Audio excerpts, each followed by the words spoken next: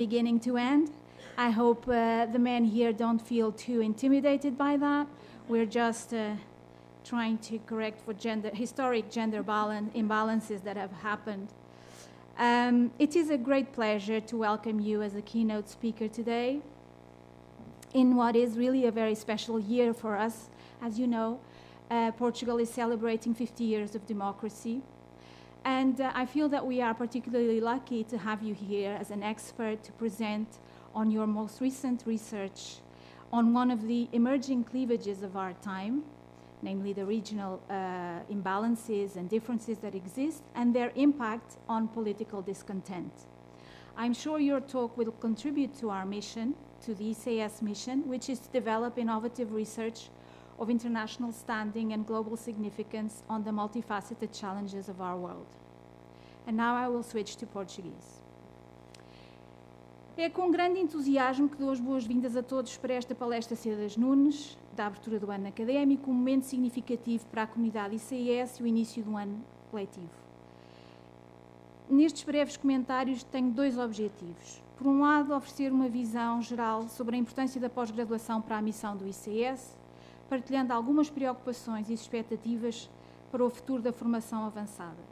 Por outro, explicar, sobretudo aos estudantes que estão aqui connosco, o que me parece que diferencia a formação avançada no ICS em relação a outros cursos de pós-graduação.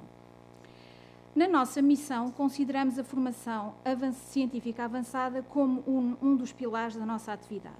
Neste domínio, inclui-se todo um conjunto de atividades como a organização e participação em programas de doutoramento, a solo ou em consórcio, a organização das escolas de verão e de inverno, a orientação de teses e dissertações e a formação permanente que realizamos em contexto organizado de investigação. Atualmente, o ICS oferece 10 programas de doutoramento, a maioria dos quais em associação com outras escolas da Universidade de Lisboa. A saber, antropologia, migrações, estudos de desenvolvimento, ciências da sustentabilidade e ciências da população, isto inter-Universidade de Lisboa, e temos outros doutoramentos com caráter interuniversitário, nomeadamente História, Alterações Climáticas e Políticas de Desenvolvimento Sustentável, Sociologia e Psicologia Social, além de sermos responsáveis exclusivos por um doutoramento em Política Comparada. No conjunto dos nossos programas estão atualmente inscritos 174 doutorandos e de salientar que a maioria dos nossos doutorandos no ICS são estrangeiros e aqui temos uma estudante que vai falar logo depois de mim, estrangeira, nossa doutoranda, e temos mais de 30 nacionalidades representadas. Além dos nossos programas de doutoramento, colaboramos em vários programas de mestrado e organizamos ao longo do ano variadíssimos cursos avançados de curta duração.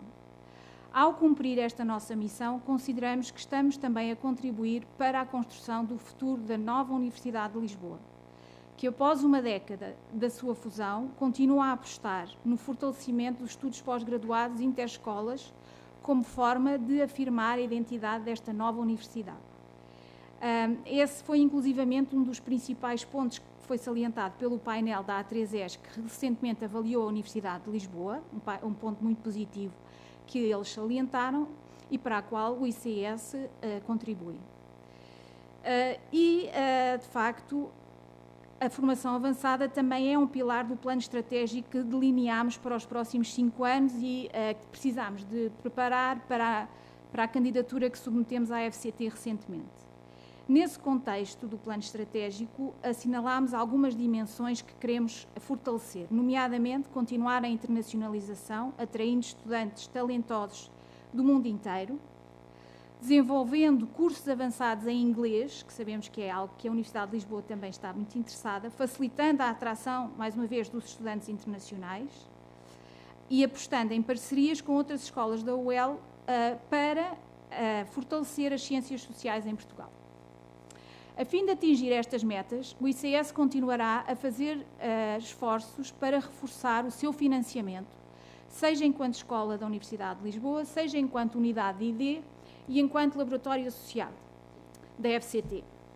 Queria, neste contexto, expressar a minha e a nossa preocupação aqui no ICS com que encaramos a situação de subfinanciamento da ciência em Portugal, bem como, especialmente, da precariedade dos nossos investigadores e docentes, problema que sabemos que afeta todo o sistema científico nacional e, naturalmente, também afeta o ICS. É importante sublinhar que os investigadores também dão aulas e orientam alunos de doutoramento e que precisamos de todos para o bom funcionamento desta casa. Sei que neste domínio as preocupações são transversais a todas as instituições do Sistema Científico Nacional e esperamos que seja dada uma resposta à altura dos desafios que enfrentamos. Queria agora abordar o segundo tema desta minha breve intervenção, falando especialmente para os alunos que temos connosco hoje e explicando o que me parece que é realmente diferenciador da formação avançada no ICS. Eu diria que o ICS se destaca em 3 Is. Havia os 3 Ds, não é? E agora temos os 3 Is. Os 3 Is do ICS são a interdisciplinariedade, a integração institucional e a internacionalização. Falando em primeiro lugar da interdisciplinariedade, de facto, no ICS a formação avançada incentiva trânsitos entre as várias ciências sociais e nas humanidades, estabelecendo também pontes com disciplinas fora das ciências sociais, como é o caso das ciências do ambiente e da saúde. Isso acontece nos seminários interdisciplinares que temos aqui diária e semanalmente, nos nossos projetos de investigação que estão em curso e nas nossas publicações. Aqui todos os nossos estudantes beneficiam desta forte formação transversal a várias disciplinas, metodologias e teorias em ciências sociais, num ambiente de encontro que acho que é muito profícuo. Depois, a integração institucional. No ICS temos uma grande preocupação de integrar os doutorandos como membros plenos e ativos dos grupos de investigação, que é onde nós nos encontramos, no âmbito dos quais colaboramos e desenvolvemos os nossos projetos. E os doutorandos também fazem parte desses grupos de investigação, e onde nós estimulamos a liberdade, a autonomia e a criatividade. Como prova desse compromisso com a integração, temos um número crescente de publicações em coautoria entre doutorandos e investigadores que é de assinalar e que podem esperar também para o vosso percurso. Em terceiro e último lugar, o ICS oferece uma pós-graduação diferenciadora pelo nosso nível de internacionalização. Essa internacionalização existe nas redes que nós temos aqui, que sustentam os nossos projetos e as nossas colaborações, também a nível dos visitantes, que temos mais de 30 visitantes internacionais que vêm ao ICS anualmente e com quem os estudantes os alunos podem beneficiar do seu contacto, além de todas as atividades de seminários e GIs.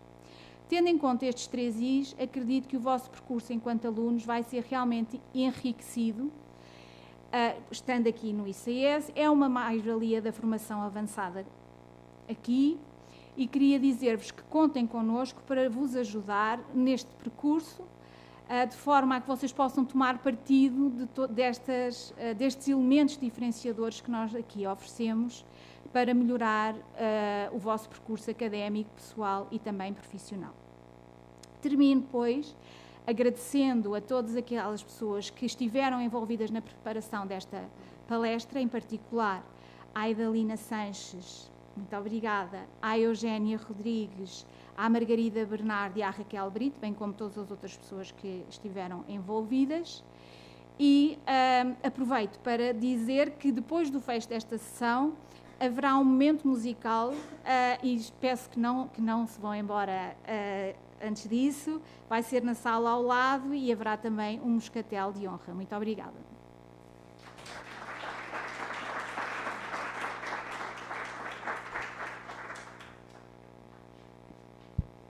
Thank you for the opportunity to represent the students today. It's truly an honor. Welcome to the newest members of the ICS community, especially the new PhD students. And of course, welcome back to the wider community, all the wonderful people and minds here at ICS. I have a great feeling about the 2024-25 academic year. Perhaps, given the state of the world, this hope seems unwarranted. Many aspects of life feel crushing. Wars publicized, wars unrecognized, civil unrest, civil distrust, civil loss of faith in structures and institutions. There's mounting evidence of corruption, abuses of power, a lack of transparency, practically everywhere. Here, the fatal shooting of Abder Munish the other day in Cova de Moura, followed by opacity, a failure to release facts, compounded by the statements of politicians stoking racial tropes, only make this distrust seem more warranted. Divisions are amplified. Nearly all we see or hear demands that we take an ideological stance. The totality of this imposition sometimes feels intolerable. As researchers, we have a chance to propose alternatives, to think independently, to subvert that demand of division. Choosing this path has afforded us an opportunity to go in depth on a singular topic, idea, issue, or phenomenon, to consider it deeply, to break it down, to find nuance and granularity. This act might be one of the most transgressive possible under these demands. Now I'm close to the end of this grueling process, this wild ride, the PhD process. I joke with friends and colleagues who are also in the process that either I'm losing or I have lost my mind, and they laugh because they know exactly what I mean. Here we are at the start of a new academic year, all of us at different stages, some of us aiming to become doctors of philosophy, sitting amongst, learning from, apprenticing with, those with us here who already are. Philosophy. It's the Greek, a love of wisdom. Of course, the Greeks had many distinctions between kinds of knowledge.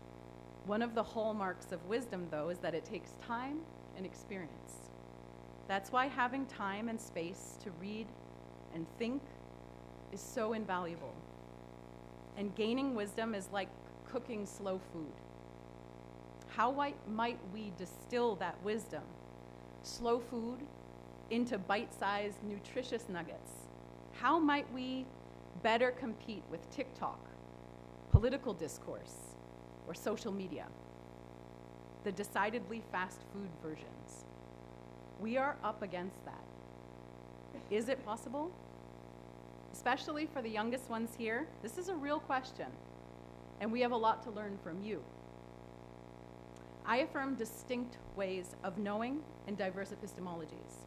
In my research, I've been reckoning with the knowledge derived from experience, the validity of practical wisdom. That's phronesis in the Greek, right? So it's roughly prudence, the knowledge of what's good or bad for humans. It's the wisdom of action. And I think we are living in a time where this is devalued. In my own work, I'm building a case for a phenomenology of borders. If we want to understand the border as a structure, we must account for the subjective experiences of those who cross borders. This angle prioritizes the practice of the border over discourse of it. And it's a different but valuable snapshot that emerges from this. So tracing the life and death journeys of a diverse group of border crossers and would-be border crossers in and around Malta has revealed the experience, understanding, and location of borders change according to the category a border crosser has been slotted into. Now I see these categorizations as invisible cognitive borders. They separate and divide. The internalization of those categories camouflage inequalities. It also disguises the disconnect between liberal human rights discourse and the practice of reconfiguring old colonial categories as contemporary institutional borders. It was the practical wisdom communicated by my informants who often pointed me in a different direction of my presumptions about borders. This allowed me to piece together new kinds of knowing. And although we speak about the border as if it's a singular entity, the border is a multiplicity. It's a multi-tiered system of segregation. The practical knowledge, the wisdom of my informant's experiences helped me to theorize this alternative perspective of borders. To those of you just starting, I'll tell you something that you'll probably forget, and you'll wonder why no one told you, This is a lonely and solitary process you're about to engage in. You'll be confronted with and by yourself. And now I'll share the realest realness with you. Your dissertation only gets done when you put that time in. You need to be writing to get what's in your head out on the page, to communicate and to connect, to find the connections with your colleagues. Commiserate on the loneliness, and you'll be in it alone together. Reach out to your supervisor or your writing buddy when you need to, and remain open to and grateful for their checking in on you. Sometimes it will be just at the right time. I'm now at the stage of finding that lost mind of mine, and maybe sometimes we need to lose it so we can find it or value it or make it our own. And what I'm most encouraged by in this moment, what's pushing me most to finish the solitary endeavor, is the potential of conducting more collaborative work with people inside this academy. And personally, I'm feeling more committed to finding ways to connect, working on, with people outside of academia, to connect that love of wisdom with the practical wisdom that's already ready to be tapped, to bring together distinct ways of thinking, sensing, and knowing. I hope you too have a positive feeling about the potential before us, that you find the particularity of what you'd like to dig into, that you connect and communicate that with us. And maybe in our collective communication and outreach, we might enlarge the concept of us. This requires that we expand and hold space to recognize the ways in which we, within us, contain aspects of both us and them. I continue to hope that the alterity we seem to require as humans might be something that we can derive from within, without needing to externalize that alterity or project it. We get to be the connections. We hold this potential as researchers, as individuals, and as a collective. I hope you're as hopeful about this academic year as I am. I look forward to possible collaborations and undoubted connections. I wish you all the best this academic year. Thank you.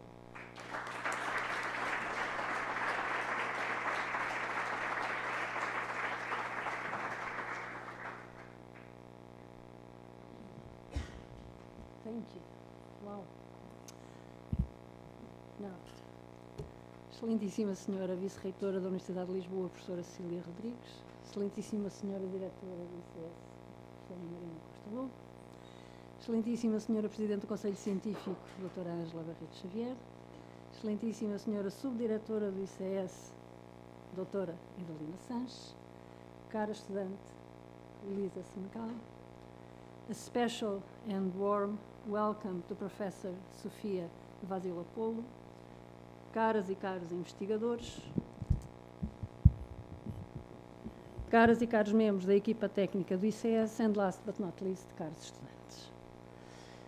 Gostaria, da semelhança do que foi mencionado pela diretora do ICS, dar as boas-vindas e agradecer a todos a vossa presença nesta sessão de abertura do ano académico, que marca também o início de uma etapa na vida dos estudantes, estejam no início, a meio caminho ou prestes a terminar um percurso nem sempre fácil, mas sempre desafiante e de construção de competências profissionais como futuros investigadores. Falo-vos hoje enquanto Presidente do Conselho Pedagógico deste Instituto, em funções desde abril, portanto, fresquinha, e aproveito desde já para agradecer ao meu colega João Vasconcelos, que me antecedeu neste cargo, por todo o trabalho desenvolvido na pós-graduação. Neste momento de celebração e de acolhimento de todos os estudantes, não quero deixar de sublinhar o papel da formação avançada como um dos 3 pilares do ICS, juntamente com a investigação e a extensão universitária. Mas como a nossa diretora já falou sobre o assunto, fico-me por aqui, lembrando apenas que há informação detalhada no site e no guia do estudante que aconselho vivamente a visitarem. Agora gostaria de vos falar das atividades que o Conselho Pedagógico tem vindo a desenvolver, algumas delas novidades, mas também o que temos previsto a curto e médio prazo. Antes de mais, quem somos nós? Somos 3 investigadores, o Fábio Rafael Augusto, não sei se está aqui, não está, o Ricardo Roque, está ali, eu e 3 estudantes, o António Cavalcante, que já ouvi, a Joana Sacoto e a Cátia Favila. E devo confessar que tem sido muito bom trabalhar com vocês. Muito obrigada. É importante sublinhar que as iniciativas desenvolvidas, nas quais incluo as novidades, nasceram da manifestação reiteradamente expressa em diferentes ocasiões de sentimentos de isolamento e não inclusão na vida do ICS por parte dos doutorandos. No ICS gostamos de ver o doutoramento como um processo de aprendizagem que vai muito além de assistir a umas aulas, elaborar trabalhos escritos ou redigir e defender uma tese. O doutoramento tem necessariamente, como vimos, momentos de isolamento, mas há um mundo lá fora cheio de possibilidades. A investigação é a nossa vida principal e, por isso, fazer um doutoramento no ICS deve constituir também uma oportunidade para os estudantes se envolverem e participarem na investigação que fazemos.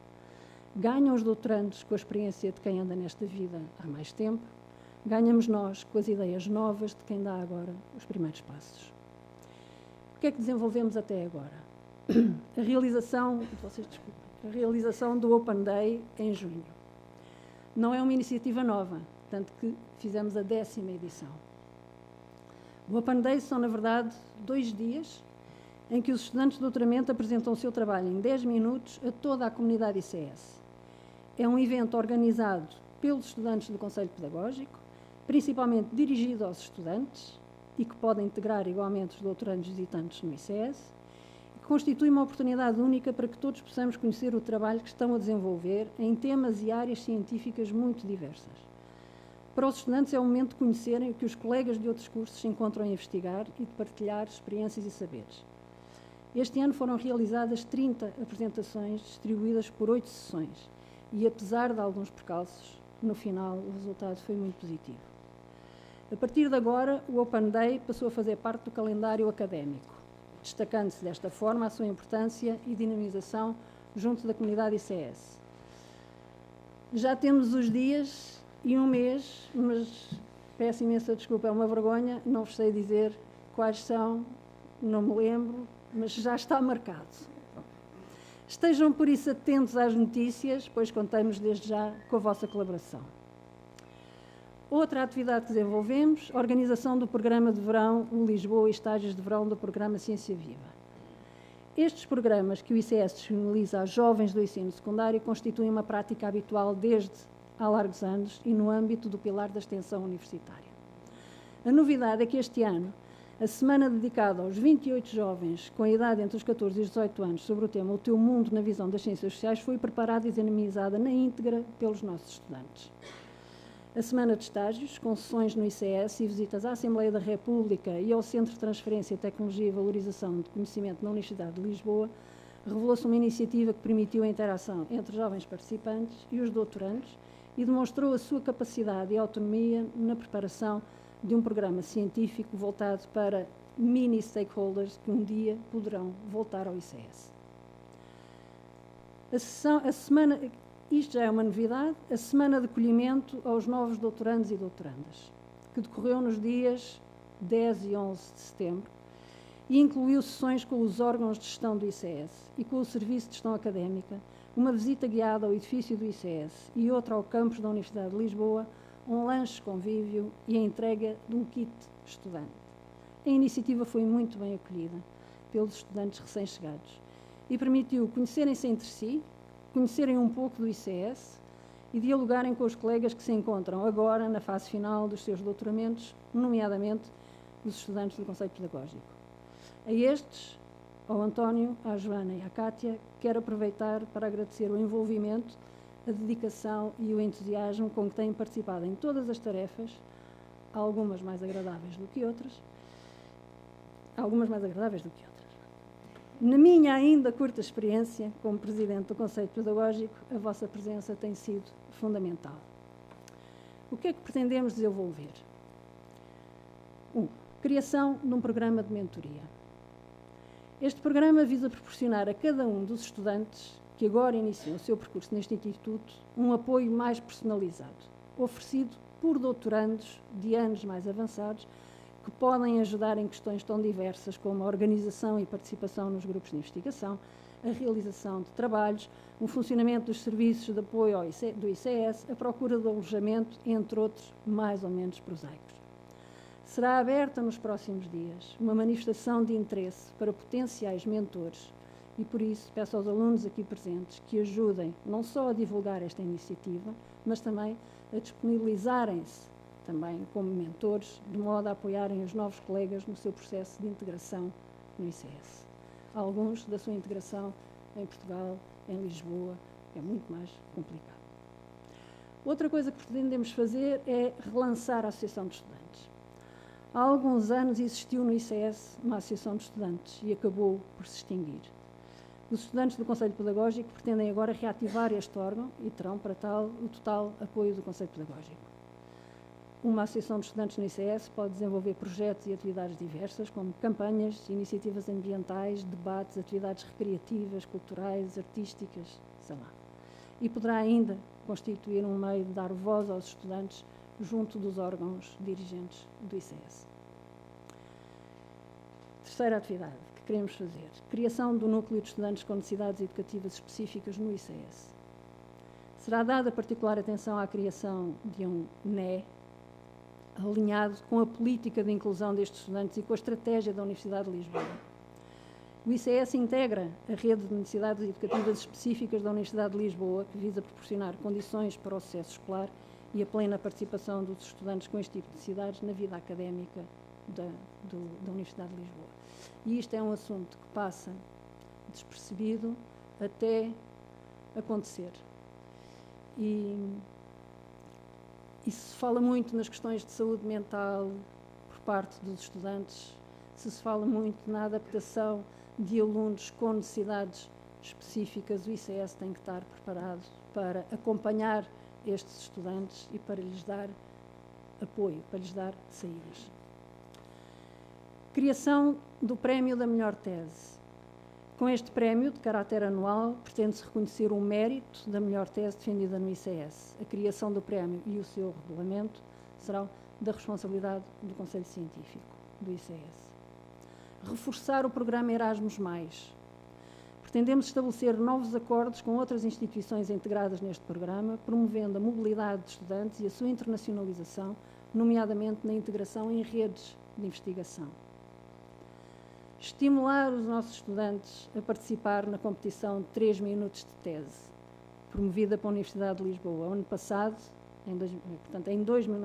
este ano, em 2024, tivemos uma doutoranda do ICS, Sofia Vasilopoulou Ribeiro, foi uma das finalistas deste concurso. Agora temos que ganhar este concurso. Não é? Promover uma reflexão sobre processos e procedimentos. E da reflexão, as reflexões são boas, mas não queremos só promover a reflexão, queremos de facto que esta reflexão produza alguns frutos práticos.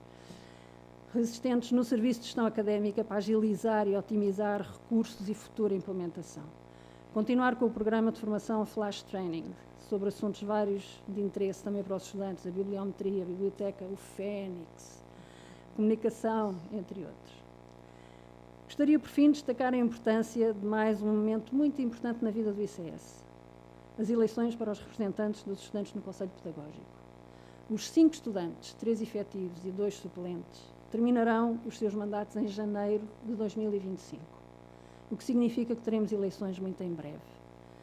Estejam atentos às notícias e comecem a pensar no que fariam ou proporiam se fossem eleitos para o Conselho Pedagógico. Resumindo, vivam o ICS. Vejam este instituto como um espaço de investigação, de formação, mas também como um espaço de diálogo com todos os que aqui coabitam, investigadores, estudantes e equipas técnicas.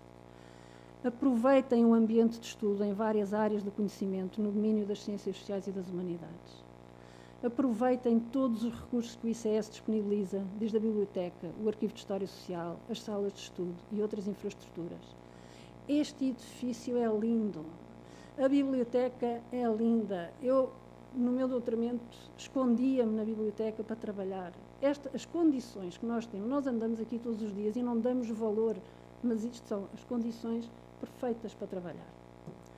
Aproveitem a possibilidade de internacionalizarem o vosso trabalho ao nível da participação em projetos internacionais, da publicação em revistas e editoras de reconhecido mérito, da integração em redes de investigação com estudantes e investigadores internacionais. por fim, quero agradecer à equipa do Serviço de Gestão Académica, ao Daniel e à Adriana, que acompanham cada um de vós desde o momento em que submetem a candidatura até à defesa da vossa tese. Ao Serviço de Comunicação, à Margarida, ao Pedro e ao Miguel, que vos irão apoiar na divulgação das vossas iniciativas, e, por fim, à Eugénia, que coordena estes serviços e que tem mantido uma relação de proximidade e de apoio, não só comigo, mas também com o Conselho Pedagógico, o que tem permitido acompanhar o cotidiano, mas também o planeamento de outras atividades.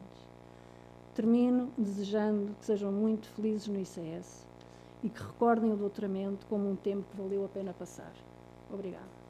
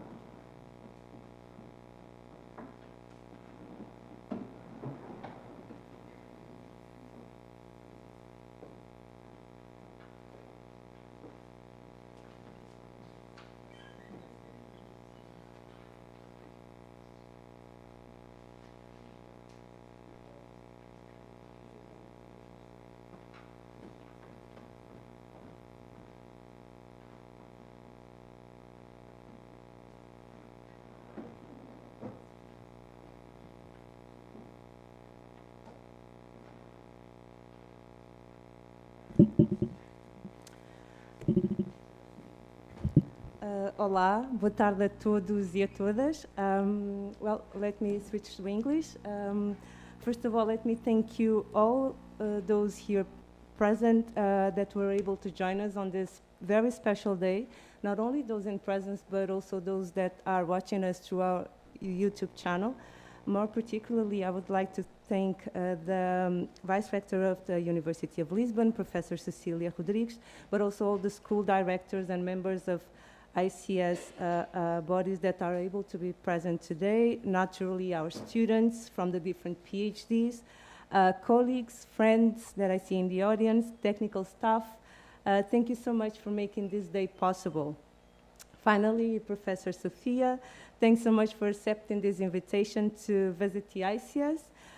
This is an institute that you know very well. In a year that we celebrate the 50th anniversary of the Portuguese democracy and are confronted, as many other democracies, with important challenges that threaten democratic norms and institutions and that feed invisibility and distrust. Most of your research has been on studying these challenges, at times even offering recommendations on how to address them. So thanks so much again for being here. Well, I'm here to introduce Professor Sofia and to moderate the discussion, but, well, it's never easy to introduce someone. As you know, there's a blind spot in each of our eyes, which means I'll likely miss relevant information. However, let me give it a try. So Professor Sofia received her PhD from the London School of Economics in 2011, with a thesis entitled Euroscepticism and the Radical Right, Domestic Strategies and Party System Dynamics. So this was more than a decade ago, but it's clear from what we observe today that much of this remains relevant and it's prevalent in our societies and merits our attention as we try to protect democracy. Since then, since 2011, Professor Sofia has walked many venues. She was a visiting research fellow at the University of Zurich in 2014. She worked at the University College of London and Ashton University between 2010 and 2011, to then become an honorary professor at the University of York, where she had previously worked between 2011 and 2022. In May 22, she then joined the Department of European and International Study at the King's College. This is her home now. So in terms of her research interests, Professor Sofia interlaces comparative politics, political behavior, party politics, and European Union politics, and seeks to examine the causes and consequences of political dissatisfaction among the public and the ways in which this is channeled through party strategies and party competition. Prominent keywords in her research include Euroscepticism, far-right politics, and public opinion. She has published more than 1,000, no, nearly that, but 100 research pieces, pulling together more than 3,000 citations. These include publications in leading international peer-reviewed journals, such as the British Journal of Political Science, the British Journal of Politics and International Relations, European Journal of Political Research, for which Professor Sofia is also a joint chief editor for some years now. Other journals include Political Behavior, European Union Politics, among many, many others. She is the author and co-author of 2 must-read books on the interest, for those interested in far-right politics, party politics, and attitudes towards the European Union, namely Far-Right Parties and Euroscepticism, Patterns of Opposition, where she investigates why do parties that belong to the same party family address the EU question differently, and carries out a systematic analysis of EU positions of far-right parties in Europe. Another book is which is co-authored is The Golden Dawn's Nationalist Solution, explaining the rise of the far right in Greece, where she precisely contextualizes the rise of the Golden Dawn within the Eurozone crisis. Sorry, this was hard to read. But behind the numbers of publications and citations, we find answers to crucial but yet difficult to answer questions. For example, who are the core far-right voters? What are the core political values? Or how does the accumulation of assets shape voting preferences? How does regional economic inequality influence trust in the EU? These are very relevant and timely questions given the many symptoms that we see are affecting democracy. But at the same time, these are just a sample of questions that Professor Sofia Vasilopoulou has sought to investigate either alone or in co-authorship, relying on cross-national and longitudinal surveys, either in the context of single cases or comparative studies. Her contribution to the field of political science and comparative politics is expressed in numbers, but it also goes beyond numbers. It is in the way she has broadened our understanding of citizenship, political behavior, political inequality, and democratic resilience. I dare to say as well that her contribution also relies on her kindness and good spirit, which are known to many of us who have worked with her or crossed paths with her over the years. Again, thank you so much, Professor, for being with us. And now the floor is yours for the next 45 to 1 hour to present the talk entitled Regional Inequalities and Political Discontent in Europe. Thank you so much.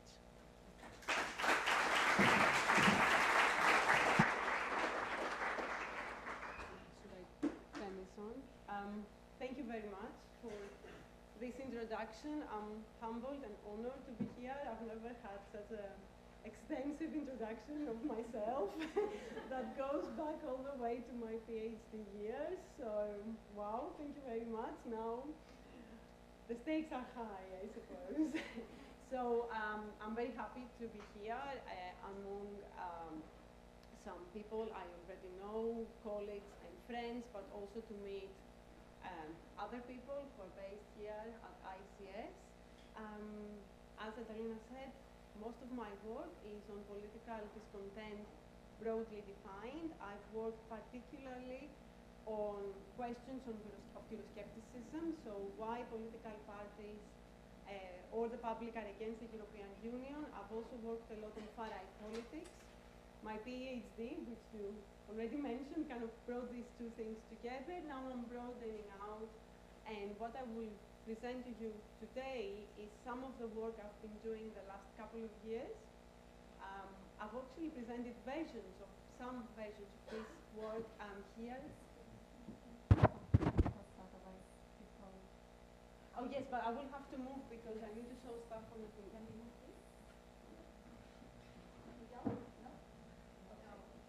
Or maybe I should sit. You should sit. Maybe Yeah? you could sit. Okay. Yes, sorry. That's fine. Okay.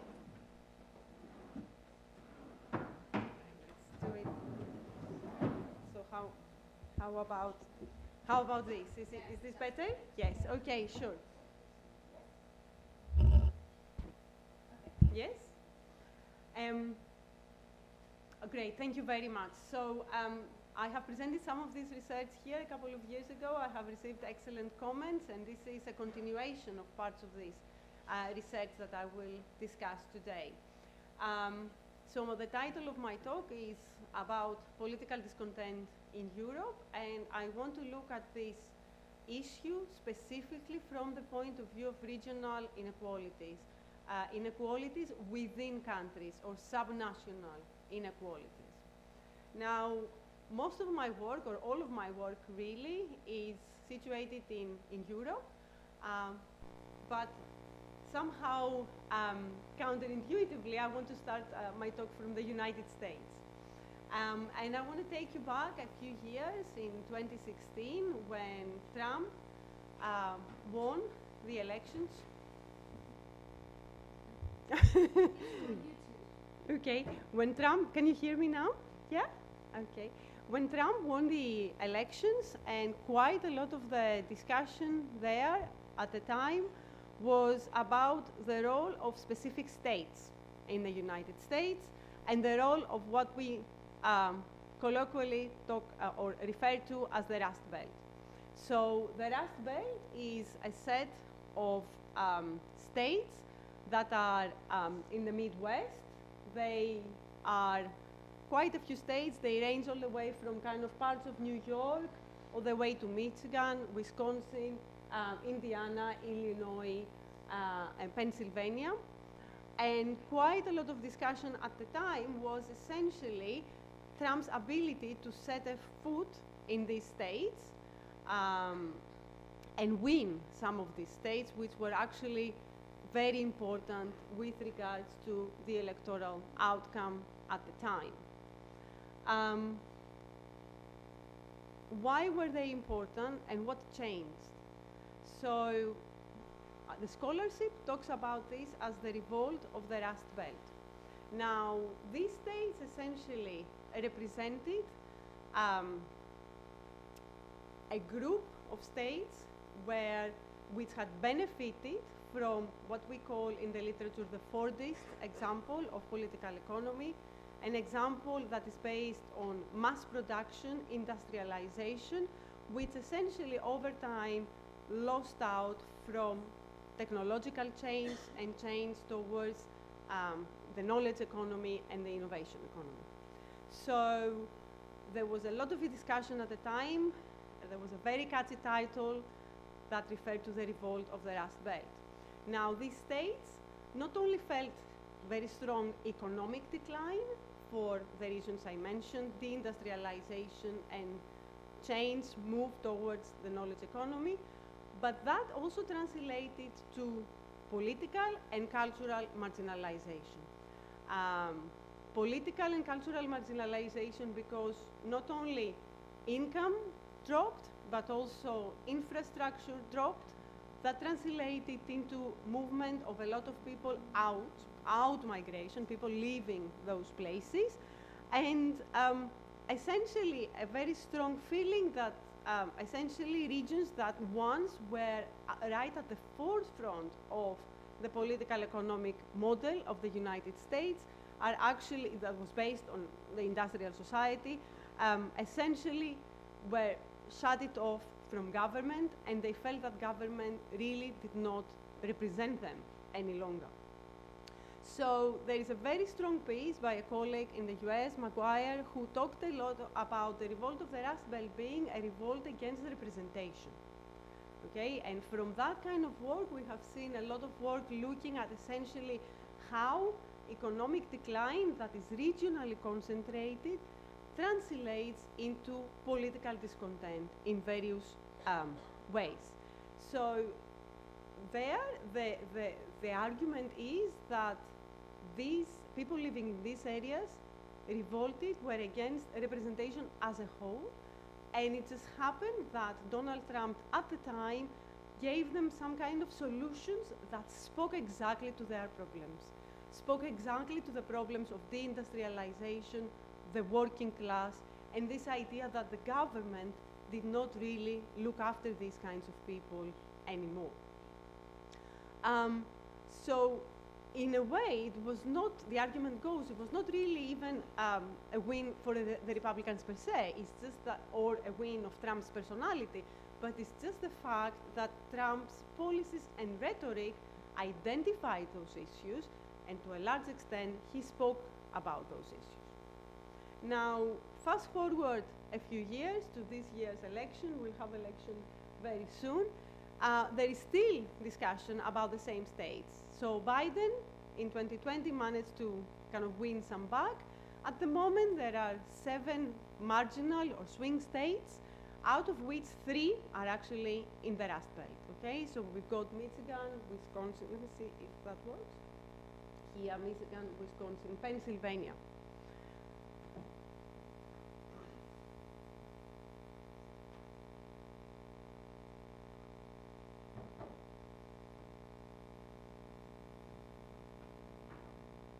So this was a real issue in 2016, and it's really a real issue now. We had the Trump administration, we've had a Democratic administration, the issue has not been resolved.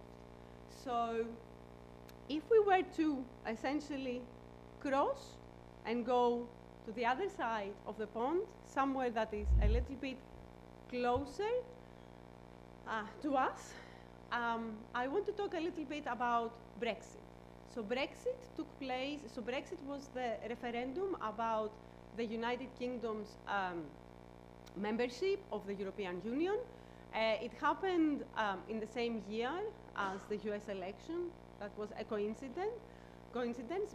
And as we all probably know, the result was in favor of the United Kingdom leaving the European Union. At the time, was actually a very shocking outcome. Most people didn't expect it. The markets didn't actually expect it, which was interesting. But let's go a little bit into the analysis of the Brexit outcome. So here on the left-hand side, we've got essentially, this is a map from the BBC website where you see the share of the Leave vote by percentage. So the darker the area, the higher the percentage of the Leave vote.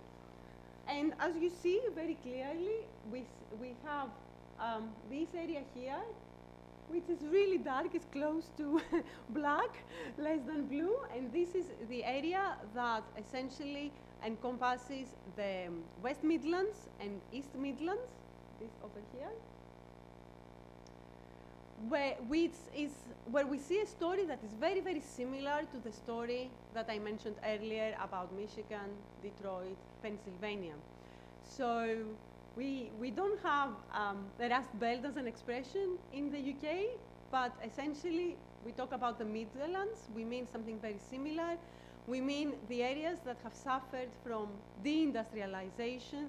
They have suffered from the change to the knowledge economy, essentially places where factories have closed and there hasn't been that much support for the people who lost their jobs, who essentially, the argument goes, have voiced their discontent against the government through opting for Brexit. A very interesting phenomenon that is slightly different from the US example that I just gave is coastal areas, especially when it comes to Cornwall, Wales over here and Cornwall, Devon over here, but also here, this area. So what we see in the UK is that regional inequality in terms of electoral results does not only relate to deindustrialization, but has also something to do with coastal towns, which essentially in the past were resort towns, where British people would go and spend their summer holidays or parts of their summer holidays, and through essentially change, globalization more broadly, there's no more demand, or there's much less demand for these places because people are able to travel abroad and, especially, as they say in Britain, enjoy a place in the sun, as opposed to these areas where trust me, it can be sunny, but you could go there in the middle of July and it can be rainy and very cold. So it's very interesting. I found a map here just to show you by Fiorentino et al., a colleague in geography, where they essentially try to map the same regions in terms of a index of how left behind the area is. And this index is mostly constructed based on levels of wealth. And as you see here, the redder, when you are closer to red, actually you're more left behind. When you're closer to blue, you are less left behind. And actually what you see is a very interesting pattern where we have similar kind of areas here and here that have voted for Brexit, and here. Cornwall is a very interesting one actually over here. And Wales, right? So the argument that has been put forward in the past few years was that essentially Brexit was a phenomenon of places being left behind. And there is quite a lot of credence to talk about that argument. I've already explained that. So the argument being there has been dramatic change. The argument usually starts from globalization, and globalization has multiple dimensions. One is economic globalization that links to deindustrialization, and that explains the Midlands, East and West Midlands. But globalization also means that people can move abroad much more easily, which sort of explains the coastal areas here. Now, this has been a very important issue in British politics, so much so that the government had or tried to put forward a policy to address the issues of regional inequality. So the policy, or it was more of a white paper, less a policy, because the white paper would recommend many policies to deal with that. But the argument was that the politicians, the Conservative Party at the time, realized or acknowledged, much better, the fact that there are substantive regional, subnational inequalities in the UK context, which need to be addressed, and the way to address it is through policies that level up, as they call it, in a very nice British way, to say, okay, we all need to be on a level, on a similar level, and this needs to be up, it needs to go higher. It's very interesting, that's why I put here these points on the left, because the government presented leveling up as a moral, social, and economic program. So it's very interesting because it's not just an economic program, it's not just a social program, but it's a moral program as well. And it's very interesting because this policy was put forward by the Conservative government of Boris Johnson, essentially, which shows that actually there is a strong acknowledgement in government circles that this was a key issue, even though, of course, Boris Johnson campaigned in favor of Brexit. No?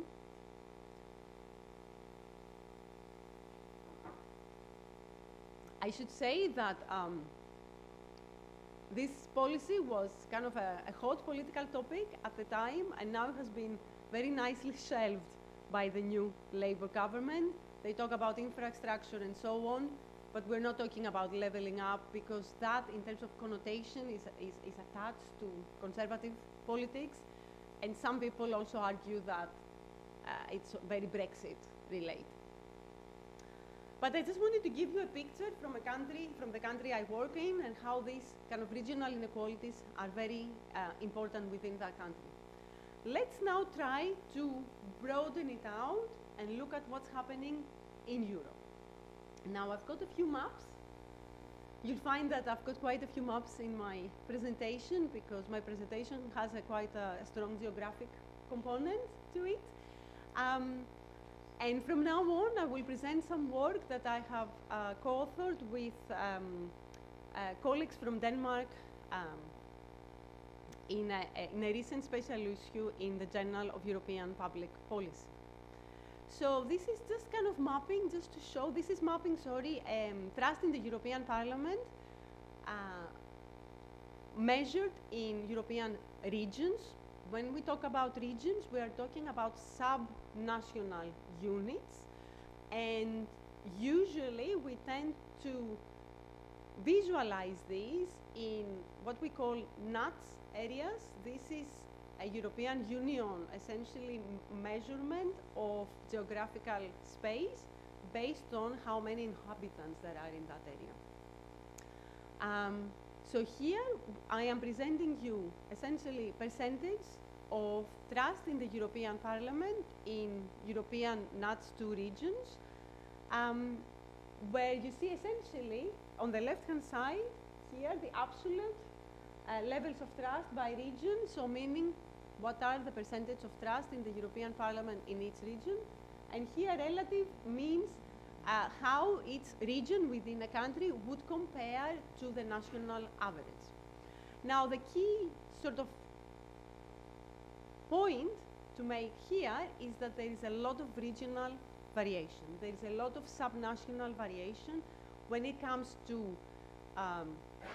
trust in the European Parliament. I should also add that essentially red shows hotspots, so very strong hotspots, but also variation here in Bulgaria, quite a lot of variation in hotspots in France. Here we've got Eastern Germany, so on and so forth. We've done the same mapping exercise when it comes to trust in the national parliaments. These are data from the European Social Survey, so of the wave of 2018. Unfortunately, the European Social Survey does not include all European countries every year, so we have to work with the data we have. Actually, it's very interesting I show this because what you see is that the variation when it comes to trust in a national government, parliament, is even higher.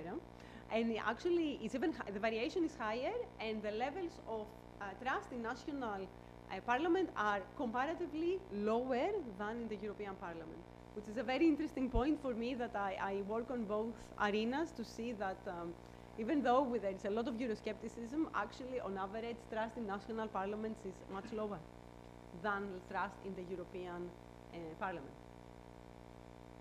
But the point being here is there is a lot of regional variation, subnational variation in Europe, with a lot of hotspots here in Eastern Europe, Bulgaria, but also France, the Iberian Peninsula as well. So how do we explain this phenomenon? I've already mentioned these issues, but I just want to really kind of go a little bit deeper into this point. And the literature has primarily looked at that phenomenon in terms of structural change. Structural economic change that is taking place in essentially advanced industrialized economies. And the starting point here is globalization.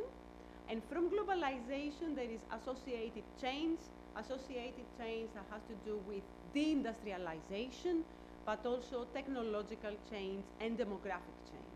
Demographic change is interesting because that means actually a lot of people coming to specific regions, but also can mean, and that means actually that the fabric of that region might enrich in terms of diversity, but demographic change is also referring to change that has to do with people out migration, people leaving those areas because perhaps there is not a lot of jobs, there is not a lot of prospect, and so on. Now that is very important because at least in political science, in the literature I have been working with the past 20 years, when we're talking about winners and losers of globalization, we are primarily discussing those individuals in terms of their individual characteristics. So who are the losers of this change? Usually we tend to think about these people in terms of low-skilled individuals, people with low levels of education, who are essentially unable to adjust to this change to the knowledge economy. So they tend to lose their jobs or their income declines, and they find themselves unable to change their working patterns to essentially retrain in order to find a job. Now that's all fine, and I don't, my work does not question that. I actually work with this. But what I want to put a bit more emphasis on, based on what I've been saying so far, is that actually we should also be thinking about winners and losers in terms of where people live, right? In terms of regional inequalities. Because where people live is very important, both in terms of how they form their opinions about politics and how they express these opinions in terms of their political behavior, right? How they cast their vote.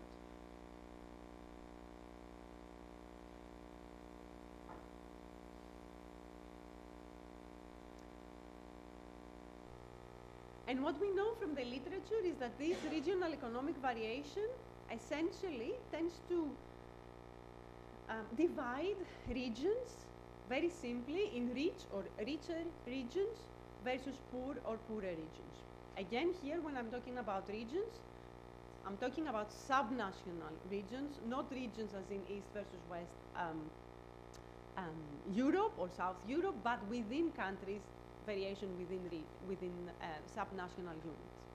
Now the literature here talks about poorer regions, richer regions, which are essentially magnets for industry, magnets for the new knowledge economy, and where we essentially see a high level of concentration of high-skilled people, highly educated people.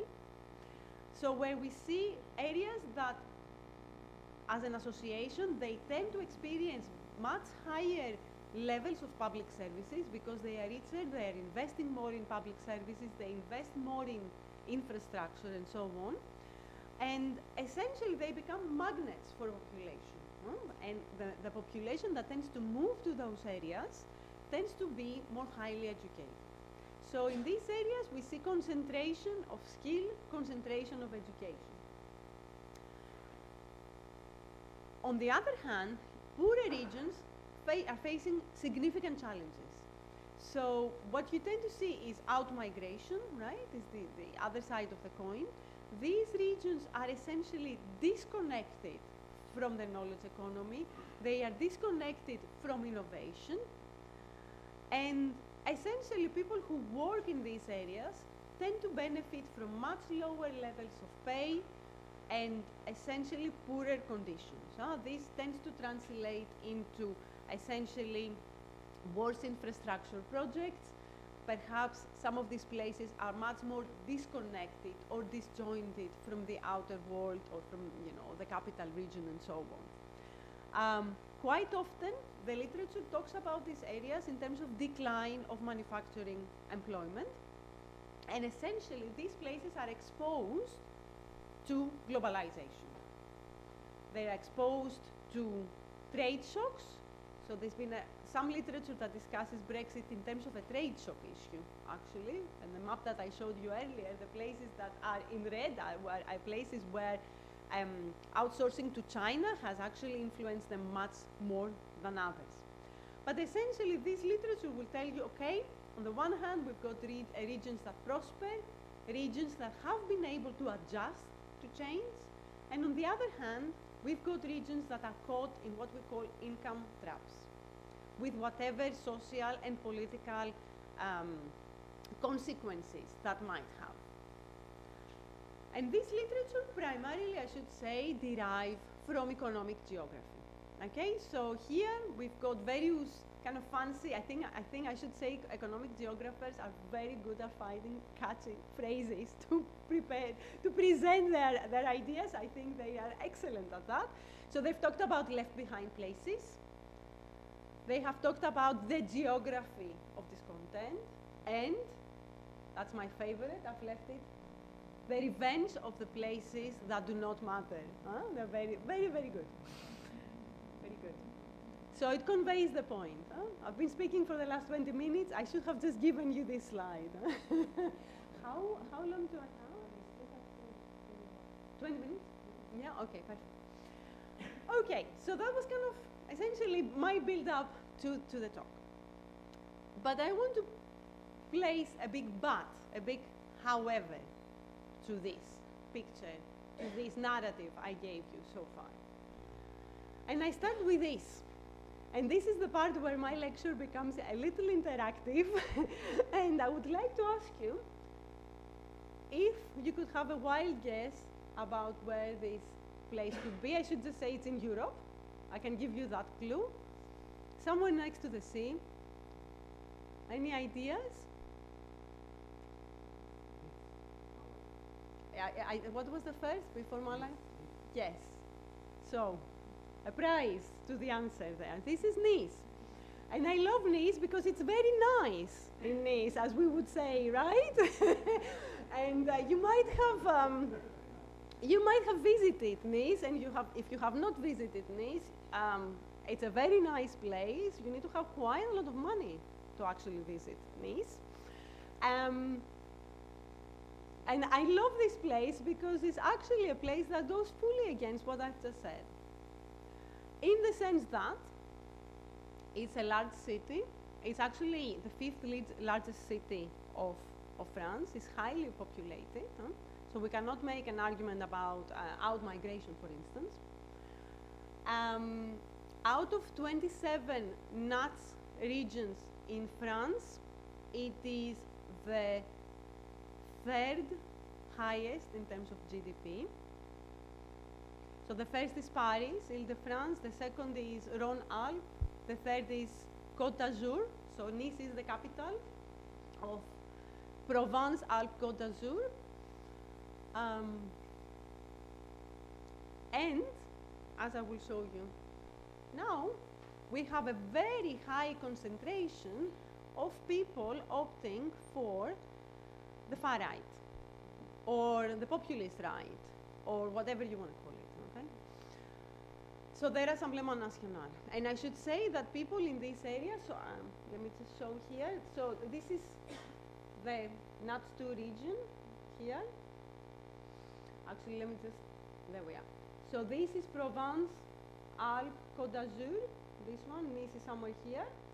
So blue means, dark blue means that in the latest election they had a member of parliament there from Rassemblement National. I should also say that this area here is Midi-Pyrénées, and it's actually the fourth richest region in France. And there we go as well. So clearly that does not go by what I just mentioned earlier. And being a social scientist, quite often, I should say, I'm quite interested in outliers to understand why they don't go by the theory. But I guess the question is really, is Nice an outlier to begin with? And if you go into the European continent and look much closer, my argument is that Nice is really not an outlier. There are many places across Europe that are not fitting the classic deindustrialization pattern, hence discontent. And here I should say discontent, I'm using it, the vote for the Rassemblement National as a proxy for discontent and also as a proxy for Euroscepticism in that country. We see similar kinds of patterns across many other European countries. I'm not suggesting that deindustrialization does not matter. All I'm saying is that there might be other patterns going on as well that we are not seeing. So here, the Italian general election. So what you see here on the left is a map of the percentages of Brothers of Italy. Actually, I don't think you can see it that well. The darker it is the highest percentage for the Brothers of Italy. Now, the Brothers of Italy are popular across the country, I should say, but they are certainly more popular up the north. And these areas, if you were able to zoom in these areas around Milan and the general area of Lombardy, they are the highest percentages that they have. Here on the right is the same map, but with a league, which didn't do as well, but again, they do really well around Lombardy and Venice, Veneto, that area. And surprise, surprise, Lombardy is actually the richest region in Italy. So I'm making this point to say actually there hasn't, Nice is not really an outlier. There's other things that are going on that are economic, no doubt, but again does not fit this pattern. If I was to zoom out, I could tell you there are similar examples in Poland, for example, in Hungary, and so on and so forth. And interestingly here, this is a map of essentially economic inequalities across the European Union. And the redder the area, actually the inequality is higher. And actually what you see, I just wanted to show that just to make my point about Italy. Actually it's the south that is poorer, not the north. And here in France, again, right? These are actually not so poor areas. So what is happening there? Now, we could have multiple answers, and perhaps this needs years and years of research to answer. But what I want to do is essentially look at this issue, specifically when it comes to the question of trust in the European Union, based on some work I've recently published with my co-author Lisa Talving, who is based at the University of Tartu, where we essentially look at the association between regional wealth and trust in the European Union. And we do that with data from the Eurobarometer survey. We are using 5 years of data, 11 waves of the Eurobarometer survey, to essentially make the point that there is no clear association between regional inequalities or regional wealth specifically and trust in the European Union. And whilst we do make the argument that, of course, economics matter, our point is that we need to look at this in a more nuanced matter, and there are multiple sort of dimensions to this. So I'm just going to give you some of the findings from this work with a little bit of an outline of our theoretical framework. So essentially in this paper, we entertain the idea that the association between regional wealth and trust in the European Union is not linear. It's not a simple question of, you know, the richer you are, the less discontent there is, therefore, you know, more trust in the EU, the poorer the region, less trust in the EU. And actually what we argue is that we need to take into consideration the wealth status, the absolute levels of wealth in a given region, but also growth. And the majority of the literature so far does not take the concept of growth so much into consideration. And we also entertain the fact that growth matters differently depending on how rich a place is already. So, and in doing that, we identify and we want to focus a little bit our attention on the middle income region. So our theoretical framework departs a little bit from the classic economic models that I mentioned. Of course, we take this into consideration, but we talk a little bit more about why place matters. And the way we see it, place matters for economic reasons, for sure, but also a more general kind of feeling of prospects and lived experiences that influence people's opinion formation, and ultimately, of course, we'll do that in another paper, influences how they cast their vote. So that's quite important, because essentially, if you take this argument into its kind of logical conclusion, the winners and losers from globalization at the individual level, they do matter, of course, but you might find that people might feel similar if they live in a given region, regardless of whether they are themselves winners and losers of globalization. Because they live in that area, they experience perhaps decline, and decline is something that you can see even if you're highly educated. Decline is something you can see even if your income has not necessarily deteriorated. No? So essentially here, we say that regional economic inequality has economic consequences. This is the kind of work that colleagues in economic geography have talked about, regional development traps, low growth, and so on. But it also has a psychological dimension, like a dimension of lack of opportunity, a dimension of lack of prospect, and a general feeling of regional resentment. And I should say that this psychological dimension is very important because sometimes that is felt even if the region is not necessarily poor in absolute levels or the poorest in relative levels.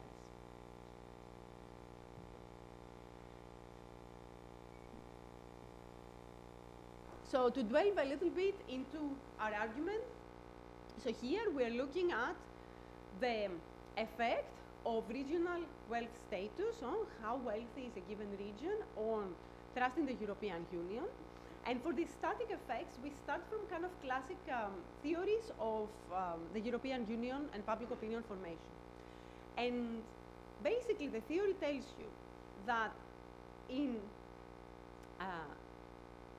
as the European Union is associated with prosperity, people who live in countries, because the arguments have been made for countries, people who live in countries that are prosperous and they benefit from the EU would be supportive, but equally, places that are poor receive funding, so they should also be supportive of the European Union. And that's interesting, we follow this idea, but what we're trying to tease out a little bit more here is the importance of the middle income region. And there is quite a lot of literature that suggests that places that are in the middle of the dimension, are not very rich, not very poor, actually do not benefit from funding, but they may still be feeling stuck. And that's exactly our point here. So you have places that are in the middle of the category, what we call the middle income region, where we still stagnation and a regional development trap, but where funding is not available to get these people out of this perceived or real trap. So our argument is that actually people who live in poor and rich regions tend to trust the European Union more compared to those who live in middle income regions. So we've tried to test that, as I said, looking at data from the Eurobarometer, and essentially we entertain this idea that the relationship is not linear. And what we find is exactly that. So here, this is the predicted probability of trusting the European Union depending on where you live, one person lives, on the regional GDP essentially of the place. And what you see is that the probability to trust the European Union is almost 0.8, so almost 80%. For people who live in rich regions, whereas actually is about 0.4, much lower in people who live in poor regions, but crucially is much lower at 0.47 in the middle income regions. And this is something quite important to think about in terms of this phenomenon, right? And I should say the difference, of course, between poor and middle is smaller than the difference between rich and middle, but still the differences are substantive and significant statistically. Now, the second point that we are looking at is that, as I mentioned earlier, we find Euroscepticism in rich places. Think about the north of Italy. We also find Euroscepticism in poor places. Think about coastal areas in Britain. So it's not just wealth status, in other words. There is another dimension to wealth that needs to be taken into consideration. And here we are focusing explicitly to the question of growth. And our point is that growth or the economic growth trajectory matters, right? Because it could be that a place is rich but does not grow. Think about Nice. And that is quite important. So essentially what we're saying is that larger economic growth is associated with more support for the European Union, and this is exactly what we find here. So here we see again the probability to trust the European Union as a function of growth in the region. And what you see is that actually as we see growth, we see more trust in the European Union. Interestingly here, we see a little tail, which can mean two things. One, it could mean that there is a bit of a ceiling when it comes to richer places, and I'll talk about that in a minute, but also we don't have that many cases here. Which leads me to our third point, which is actually growth matters, but really it should matter differently depending on your starting point as a region. And ultimately, the argument is very simple. Growth is much more visible when you are at a poorer or middle category compared to whether you are fully rich. In terms of making a difference in your support or in people's support for the European Union or trust in the European Union, which is what we do here. And the point is that actually growth will mean or will give a feeling of coming out or a way out of these problems. And this is exactly what we find here. We have broken down our regions in terms of three groups: middle income, low income, and rich. And we also see the trajectory. As you see here, this region is actually the wealthy region.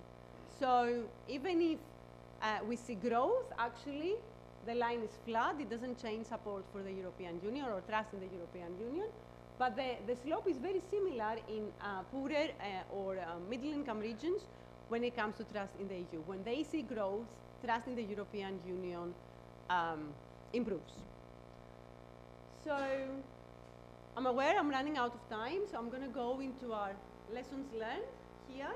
And as I said, I could only give a snapshot of this. I think this is a rich area where we could be doing much more work. But I guess one key take-home point that I want to make is that we shouldn't be thinking about winners and losers of globalization only in individual terms. We should be thinking about these in subnational terms. And crucially, there is much more nuance there because there is a lot of middle-income regions and regions that might be doing relatively well but have experienced stagnation. And there are problems that we need to be looking at as social scientists, not just from political science, obviously other disciplines within social sciences such as psychology, social psychology, anthropology, and so on.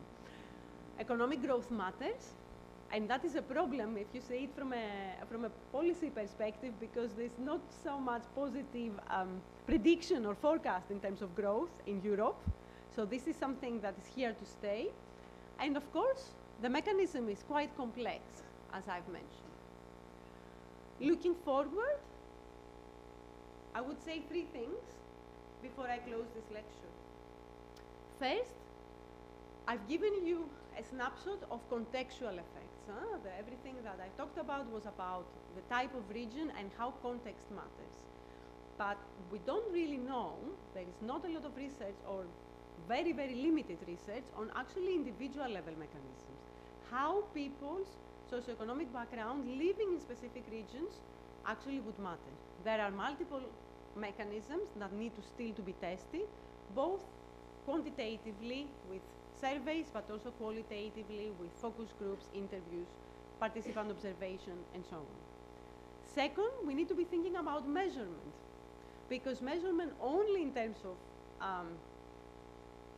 GDP, perhaps it does not give us the full picture. I should say I've done that myself because it's a very easy way of doing it. We have a lot of data, but we should be going deeper. We should be going deeper in terms of looking at infrastructure. We should be going deeper in terms of looking and capturing exactly levels of out-migration and how all these interact with each other. And lastly, we should entertain the idea that actually different contexts, different regional or subnational contexts might still have similar grievances, and they could lead to Euroscepticism or support for populism and so on, because they create similar grievances, or what we call in social sciences the concept of equifinality. And this is something that is still quite unexplored, and I think we should be thinking in these terms in the future. I think it's quite important, just closing my talk, because it's 50 years, we are celebrating 50 years of democracy in Portugal, but not just in Portugal, also in Spain and Greece, where I come from.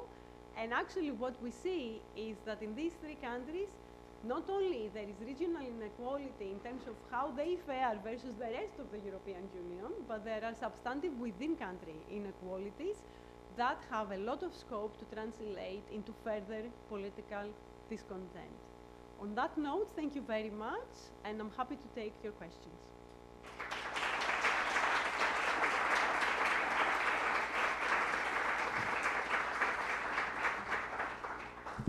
Thank you so much, Sofia, for this fabulous talk. So we now have about 20 minutes for Q&A. Who wants to come forward?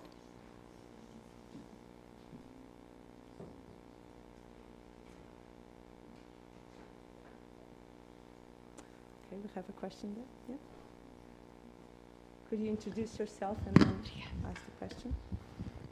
Thank you very much for your talk. I'm Iracema Dully. I'm a researcher here, and I'm an anthropologist. I found it very interesting to think about these issues at a continental level. And I was, so I come from Brazil, and I don't do research on the far right and democracy, but I have listened to colleagues who do, and in the field of anthropology. And what I was wondering is, when you mentioned psychological factors, I was wondering how one can assess that. And what I had in mind was the research I'm familiar with for Brazil, which has to do with what people say in relation to their voting for the far right. And the conclusions in Brazil, you might be familiar with them, is that it's related to reforms in how inclusive society is in terms of race, gender, and class, that created a lot of resentment on the part of many people. So I was wondering whether you would see something similar to that in Europe or not. Thank you very much. Shall I take the question? Yes, thank you. That's an excellent question. Let me adjust this. Can you hear me? Yes? That's an excellent question. I think in terms of the literature of the far right in particular, in Europe, in the European context, for many, many years, there was a big debate whether it is the economy or if it's culture, values. I think the debate is not there anymore, in the sense that we all, in political science at least, acknowledge the fact that those two aspects of life interrelate. And I think when I go into psychological ideas, this is exactly what I mean, or what I want to allude to. Because we live in places, and in those places, we experience the parks, we experience the infrastructure, we experience if the place is clean, if it's not clean, you know, the support we have, but we also experience other people, right? If they are if the place is diverse or not. And I think the literature is going into under what conditions those issues or those two sort of dimensions of our lives interact. And I think regional inequality is a perfect way of doing that, because we zoom down into people's experiences. And I haven't done research on this. I would love to get some money to do research on this, but my argument is that regional inequality or place-based inequalities would lead to more prejudice. Because when you are living in places that you feel as an individual, so it's a perception, it's a subjective, completely view. And that's kind of where I'm going here, right? Because quite a lot of things that are objective do not work. But if you perceive that your place or where you live has lost out, and at the same time you see increased diversity, you feel conflict more with people who do not look like you or do not resemble you. And this is where they interact. I hope that answered your question.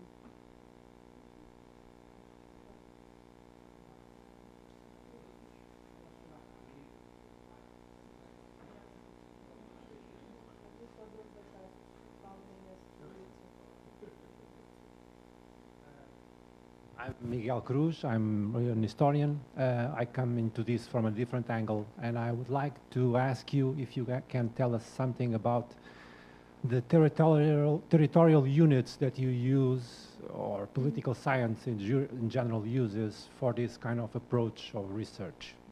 I'm thinking about, for example, the American example. You use Rust Belt, and you identified several states, but in the European case, you go to a fine cone detail using smaller regions. And I'm not sure if this can mislead, can hamper our results. Do you see what I'm trying to say? Is it possible to use another parameter, another territorial parameter to address these questions, these issues? I'm not sure if I was clear. Yeah, it's a question of measurement, yes? Yes, yes, measurements. Yes, and Yeah, comparability. exactly. Yeah. Yes. Because I was thinking about urban differences between urban and smaller cities, big cities, and sometimes the big cities have more diversity than the smaller cities. I'm not sure if, and you have big cities and small cities in big states like the United States. Yes, yes, absolutely. I think that's an excellent question, and it speaks to a debate that is within my field and within the field of economic geography, which is how close to the individual should the spatial unit be? If I was to rephrase your question, I think this is kind of what you mean, right? The answer here is partly theoretical and partly practical. So theoretically, yes, there are some surveys very limited. I think it's, if you want to do this comparatively and quantitatively, in Europe, I think it's only the, I think it's called LIST surveys, the Dutch survey, that really you have a lot of information about exactly where the people live, right? So really the information you have is as close to individual level data. That is the exception. The data that we have available in Europe are either in what we call the NUTS kind of geographical scope. These are 3 levels. What I've shown you today are the NUTS 2 levels, which I consider relevant for the points I've made on EU trust, because regional policy in the European Union is dispensed at NUTS 2 level. The smaller level that we have some data on is NUTS 3, but we don't always have enough respondents in surveys such as the Eurobarometer or the European Social Survey to actually make something meaningful. So that's kind of my practical point. The kind of theoretical point that I want to say is that I think it's good to go closer to where the individual is, but I don't, and that kind of goes to the point about measurement, right? I don't really agree with urban versus rural dichotomy. I think it speaks to some countries, but not others, because there are rural areas that are very rich. I'm thinking about Austria, right? And actually, you see quite a lot of discontent there. So, again, as a social scientist, I like to see things that don't fit the pattern, and then I want to check, actually, are they really outliers? Okay, is this an exception? Or are there too many exceptions to treat them as outliers? So I think I would question that. I think we need more work there. And just as a qualification, I take your point about the US. It's the state, it's huge, but it's first past the post there, right? So that's what matters in a way. And it was for me to make the point about the Rust Belt, the industrialization, and so on. So thank you. But I think that's an excellent question. It speaks to the sort of heart of the debate.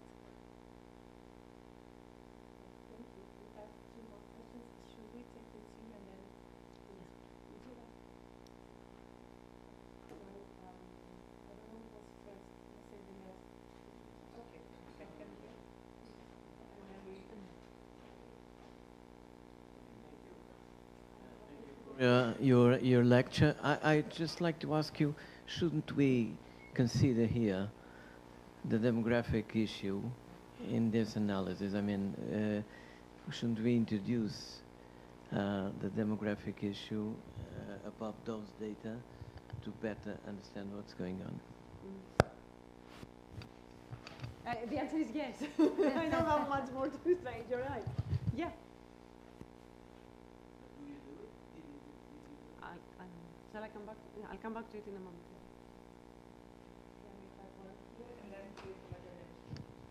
Acho que é outra pessoa primeiro.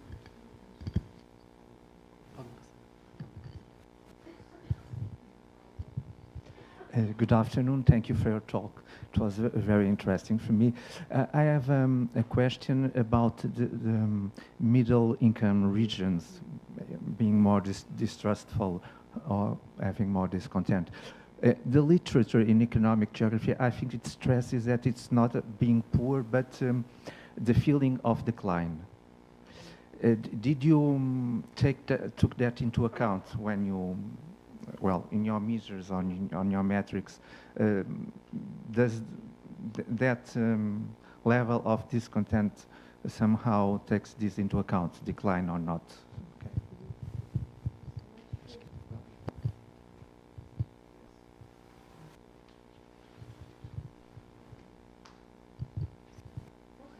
Can you, okay. Hi, Sofia. So this is super, super interesting. A quick question. I think you have stressed most the side of demand in terms of discontent. And it's always a chicken and egg problem here. But I was wondering if you have a notion of how party systems and parties across Europe vary in the extent to which they try to activate this issue. Because clearly some parties do, like the forgotten Spain and the forgotten... In other party systems, this may be less pronounced. And I wonder whether you have looked into this, and if you haven't, if you think that this is something that might help explaining perhaps some of the outliers. Yeah. One more? One more, okay. Okay, sure.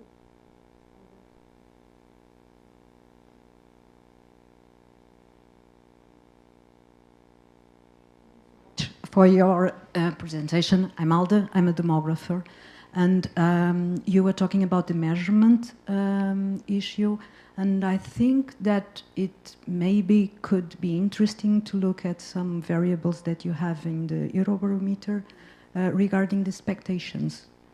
Not just like the starting point, but also you have some, in the next 12 months, do you think that the national economy will perform better, worse? So I think that is like a different layer, a third layer, that it could lead to some results. Thank you.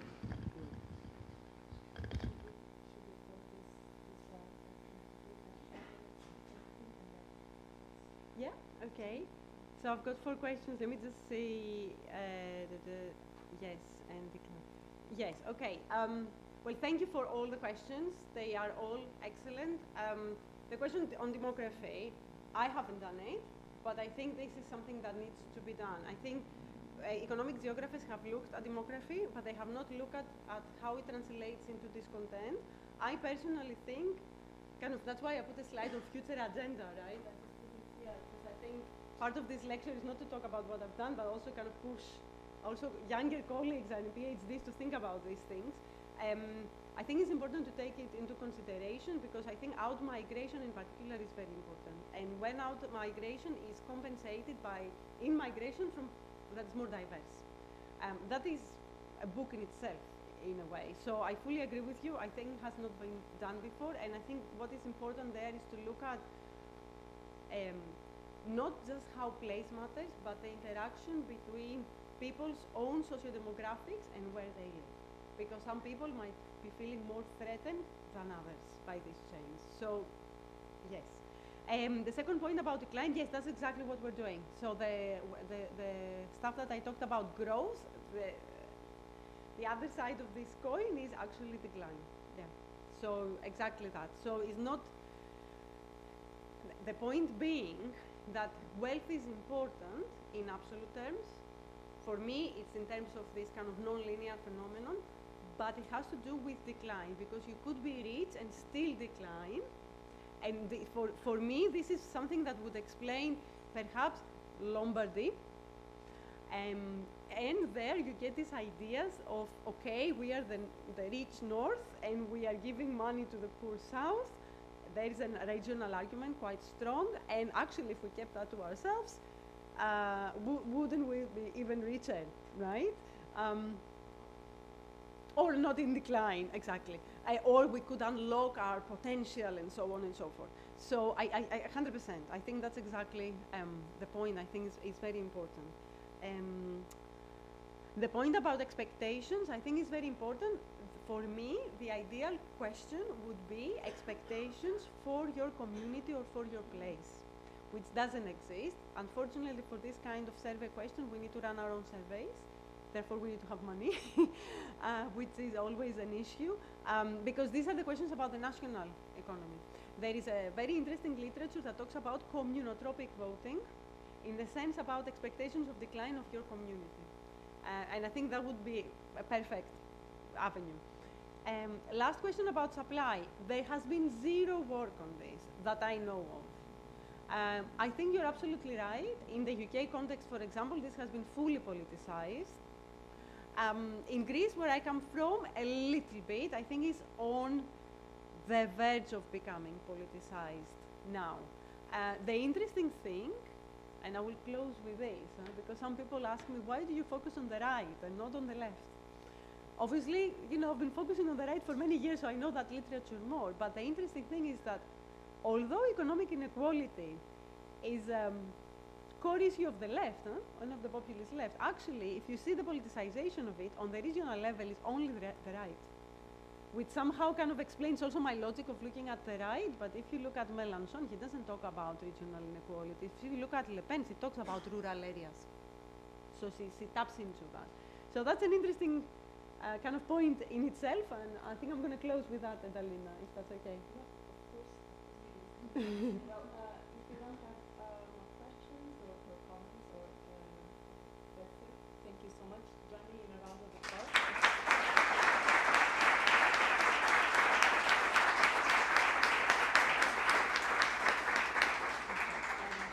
Now we are out, and there's the next one.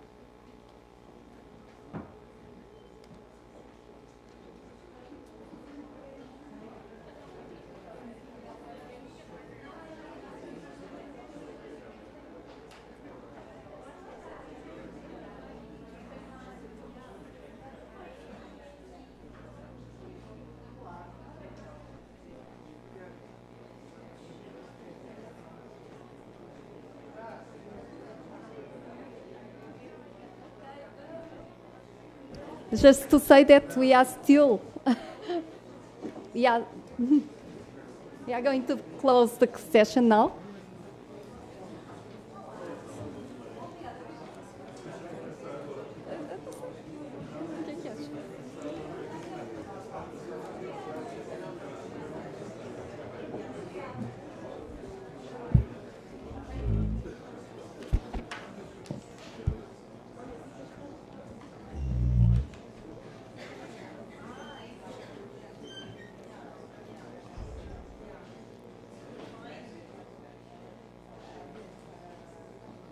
Ok, então estamos a aproximar do fim desta sessão para depois continuarmos na parte mais social, musical, o nosso mini ponto de honra, ou não, moscatel de honra, não é? Cabe-me a mim começar com umas pequenas palavras esta sessão final. Na verdade, eu tinha preparado umas palavras em inglês, porque como a nossa conferencista não fala português, e se calhar vou fazer este pequeno comentário em inglês. Thank you all for being here today, and a warm welcome to our new cohort of graduate students. And thank you again, Professor Sofia Vasilopoulou, for your thought-provoking conference. I think this conference aligns perfectly with ICS' broader mission. As our director mentioned in the beginning, our research addresses the complex challenges of today's world. To do it, ICS prioritizes 4 thematic lines: citizenship, inequalities and vulnerabilities, sustainability, and memory and legacies. And I think that all you were speaking about were perfectly connected with these thematic lines. And our various PhD programs and research group address these themes in different ways too. In addition, ICS' unique position at the crossroads of Lusophone, European, African, American, and Asian societies allow us to provide fresh, at least we try to, fresh perspectives on these contemporary challenges and contribute to future solutions. The recent social unrest in the area of Lisbon, a vivid expression of the social discontent that continues to shape Portuguese society and tests its democracy, highlights the urgency of today's conference topics. Last year's conference examined the role of workers in developing generative AI technologies and the geopolitical inequalities surrounding them. The year before, the Palestra Sedas Nunes focused on the social impacts of hate crimes, while in other recent years, we have addressed issues on sustainability. These are challenges we are all experiencing in our everyday lives. To address these challenges at ICS, you will find an institution where research and advanced training are two complementary pillars, as it was previously said, but also embodied in our commitment to sharing knowledge with society. However, at ICS, you won't find prefabricated solutions. Theoretically and methodologically, we are very proud to be a plural and an interdisciplinary institution. Our strength lies in uniting diverse approaches to respond to scientific problems and examining how the past, present, and future intersect. For you, our new researchers, and I emphasize that you are researchers in the beginning, not just students, understanding these intersections is more than an academic exercise. It is a call to help shape a more just society. It is also crucial for ICS' mission as a pioneering institution in social sciences. Your fresh ideas will help us to go forward. Therefore, I encourage you to think beyond traditional boundaries. Boundaries of discipline, of nation, of thought, of epistemological boundaries, but also boundaries of your supervisor. Well, I am a supervisor also. But, engage in ICS vibrant and plural intellectual environment, participate in our research groups, seminars, projects, activities, where you can interact, and it was said previously, with researchers from different disciplines, but also in different moments of their careers. Remember, too, that ICS is part of a larger research community within Portugal's leading university, University of Lisbon, and we are joined today by Professor Cecília Rodrigues, the University Vice Rector for Research. Draw upon the strengths of ICS and the university, your peers, your mentors, and those that you have yet to meet, and that can be key for your experience. Let your curiosity drive you, let your research reflect the vision we share here, and bring new lights to this room. This mission is not always easy, nor is it without its obstacles, but it is crucial in today's world. So, welcome once again to our institution. We want to support you in your work and look forward to seeing the contributions you will make. Thank you, best of luck in the years ahead, and remember that we are always here for you. Thank you.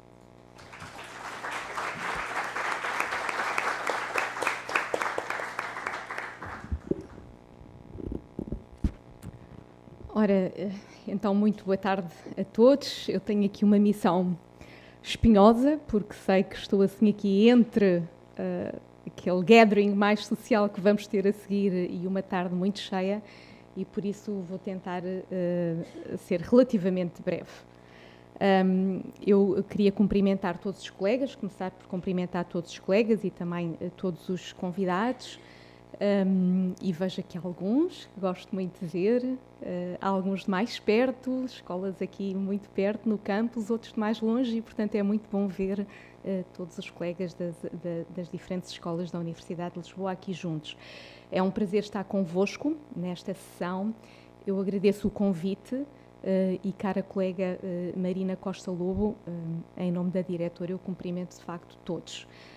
E sinto-me muito honrada por participar neste evento. Marca o início do ano académico no ICS e, portanto, é de facto uma altura especial. It is particularly gratifying, I would say, to be here in the presence of Sofia Vasilopoulou, which I had the pleasure to meet today. And you gave really a super lecture, state of the art, on a very relevant topic. I also had some questions on my own, but being from such a different field, I could not elaborate as much as my colleagues were able to, so I felt a bit shy, and that's why I didn't ask questions. But it was super because we all relate to that, even being from the health sciences field, I really enjoyed the lecture, so thank you very much. Now agora mudo outra vez ao switch to Portuguese, if you don't mind. Este tema que nós ouvimos hoje aqui reflete, de facto, um momento de transição, ou se calhar até devia dizer de transições, porque são várias, que as universidades também elas estão, de facto, a sentir e a enfrentar, exigindo de nós uma adaptação a este contexto global, mas parece-me que não será só uma adaptação, existe também de nós uma liderança forte, não há dúvida nenhuma, e sobretudo comprometida com o desenvolvimento social, o desenvolvimento científico das nossas instituições. Falámos aqui muito de challenges hoje, eu também identifico estas transições ou estes desafios, como lhe queiramos chamar, e durante esta tarde eu pensei aqui, já tinha aqui algo anotado, 1 ou 2, mas há ainda muitos outros, com certeza, desafios e transições que identificamos e que a universidade, de facto, de algum modo deve enfrentar e propor soluções, porque é para isso que nós estamos aqui também. E esse primeiro desafio ou transição que eu identificava é esta transição cultural e de identidade académica, porque num contexto de globalização até acelerada, as universidades enfrentam um desafio importante, que é o desafio de preservar os seus valores culturais e os seus valores históricos, mas promovendo ao mesmo tempo uma identidade partilhada, que valoriza a diversidade e que facilita o acesso universal ao conhecimento. E, neste sentido, a cooperação interinstitucional é uma ferramenta essencial para a internacionalização inclusiva e o ICS é um bom exemplo de como lidar com este desafio. Depois, há também desafios ambientais e a responsabilidade educacional que um instituto como o ICS também tem neste aspecto. E, mais uma vez, há excelentes exemplos no ICS. Vivemos este período de urgência climática, de que todos os dias ouvimos falar, de perda de biodiversidade, e isto exige uma resposta firme e uma resposta inovadora, e as universidades têm aqui também um papel crucial. E não é só na produção de conhecimento, mas é também na formação de cidadãos conscientes, preparados para enfrentar estes desafios globais, especialmente os ambientais.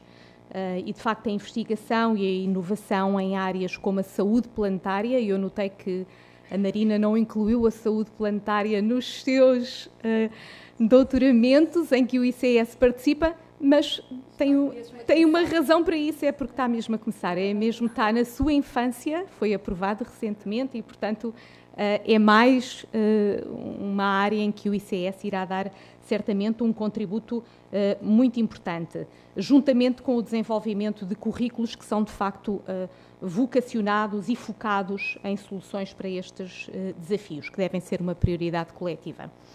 Eu, a sublinhar, no próximo Framework Program, portanto, o programa quadro 10º para a investigação e para a inovação, de facto, diz-se que é importante fomentar esta colaboração e esta investigação de fronteira, eu diria, a investigação de fronteira, facilitando o intercâmbio entre as instituições e dando um palco central a esta colaboração interdisciplinar e transdisciplinar.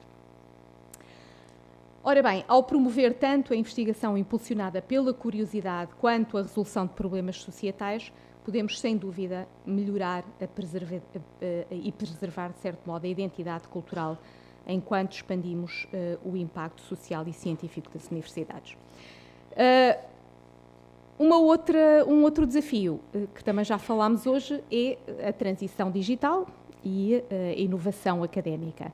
E a transformação digital acelerada dos últimos anos trouxe novas oportunidades, trouxe novas responsabilidades, novos desafios, E na universidade estamos, de facto, a repensar as metodologias de ensino, investindo em tecnologias para promover uma educação mais inclusiva, uma educação mais eficaz.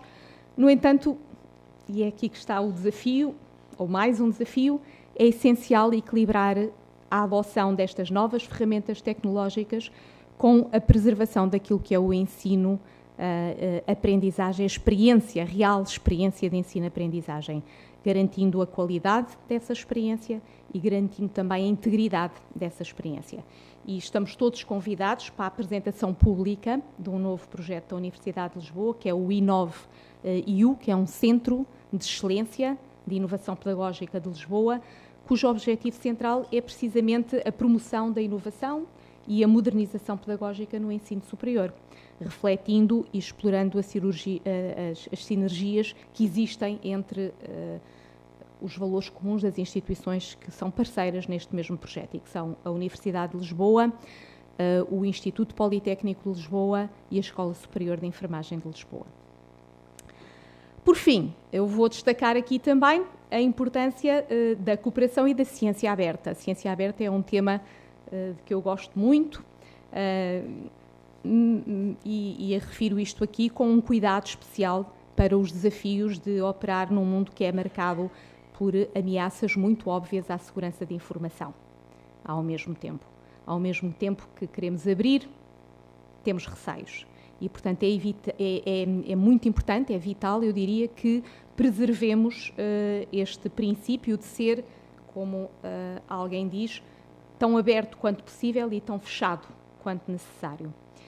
E este equilíbrio, sempre difíceis, os equilíbrios, ajuda-nos, por um lado, a democratizar o conhecimento, mas, por outro lado, também a acelerar a inovação, a aumentar a transparência, a aumentar a confiança pública e, ao mesmo tempo, que evita essas vulnerabilidades e permite uma proteção adequada de dados mais sensíveis. E sabemos como eles existem. Temos hoje uma oportunidade, no entanto, única de fortalecer parcerias em ciência e inovação e de contribuir para uma sociedade baseada no conhecimento transparente, partilhável e acessível a todos. Esta abordagem impulsiona, de facto, colaborações e acelera esforços para enfrentar os desafios globais.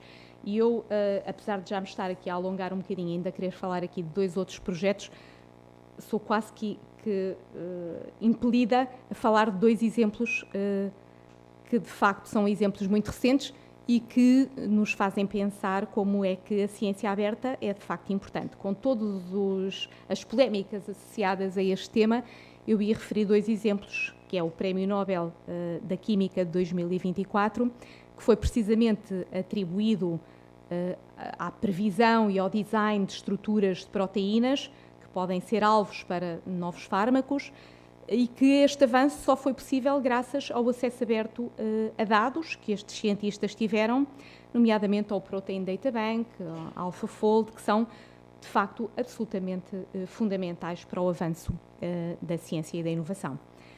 E não ficaria por aqui, muito brevemente referindo, por exemplo, o Prémio Nobel da Física de 2024 também, onde é muito evidente, e sublinha de uma forma muito evidente, a importância da interdisciplinaridade, onde a física, a matemática, as ciências computacionais e as neurociências se juntaram para criar este conceito das redes neuronais. Portanto, é muito óbvio que a ciência aberta é precisa, é necessária, e o compromisso da Universidade de Lisboa é muito evidente também aqui neste campo. E eu, por isso, ia dar mais 2 exemplos, se tiverem paciência para me ouvir, 2 exemplos de 2 projetos que a Universidade de Lisboa tem em curso, estão a começar, e por isso eu acho que é uma ótima oportunidade também para falarmos sobre eles. Um deles chama-se Research. E o que é que isto é? É um centro de gestão de dados interdisciplinares que vamos ter na Universidade de Lisboa. É um centro que vai aproveitar a única réstia de PRR que caiu para o lado da ciência e que, fortalecido pelo PRR, pelos fundos do PRR, visa criar uma rede de apoio à gestão de dados de investigação, das mais diversas tipologias.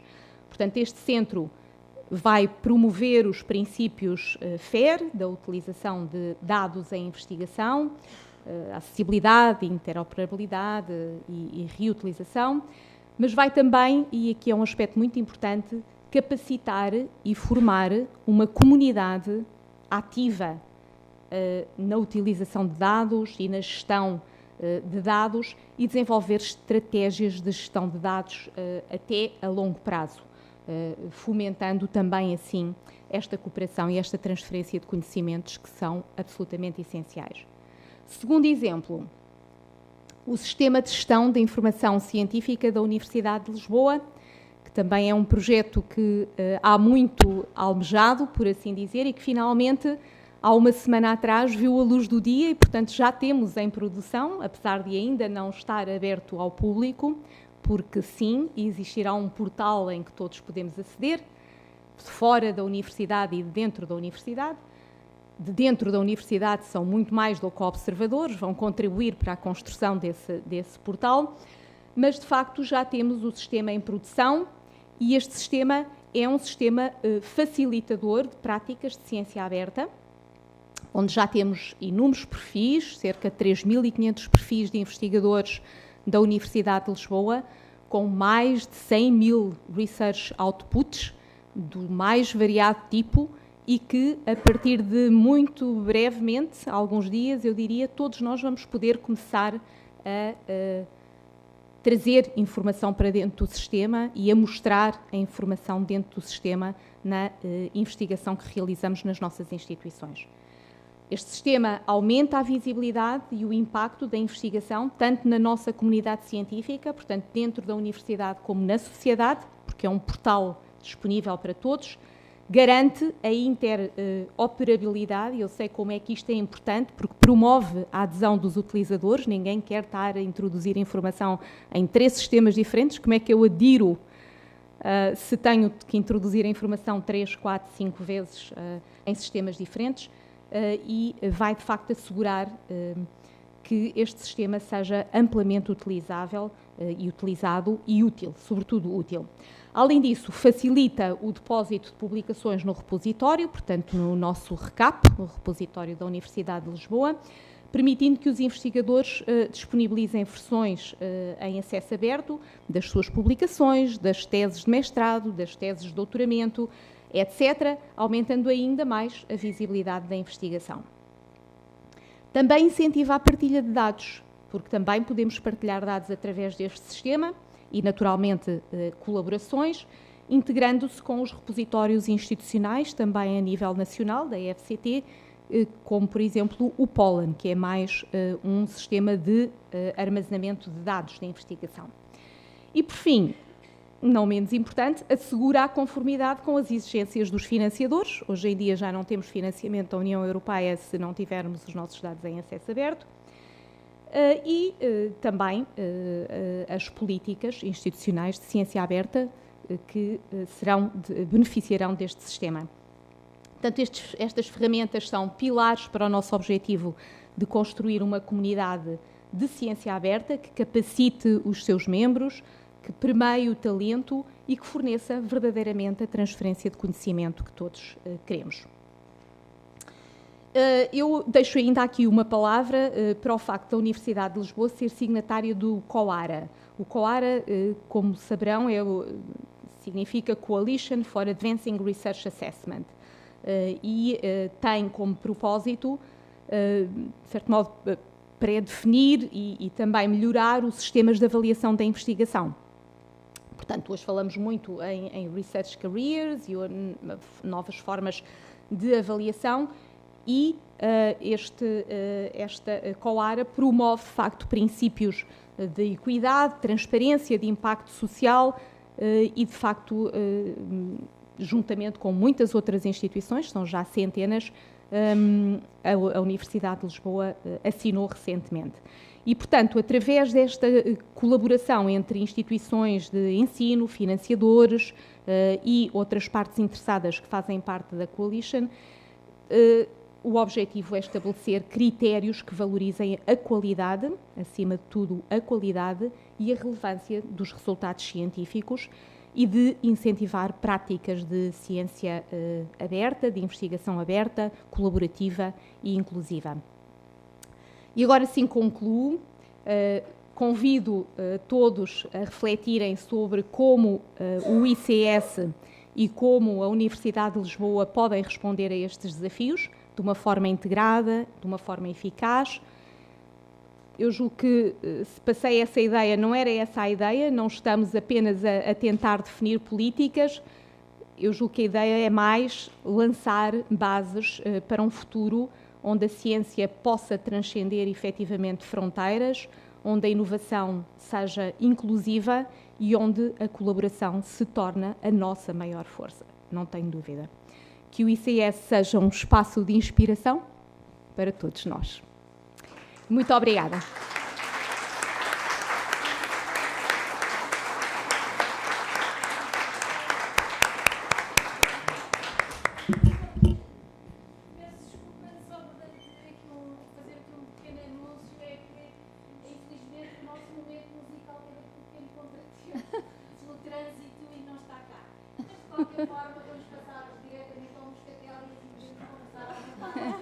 Obrigada.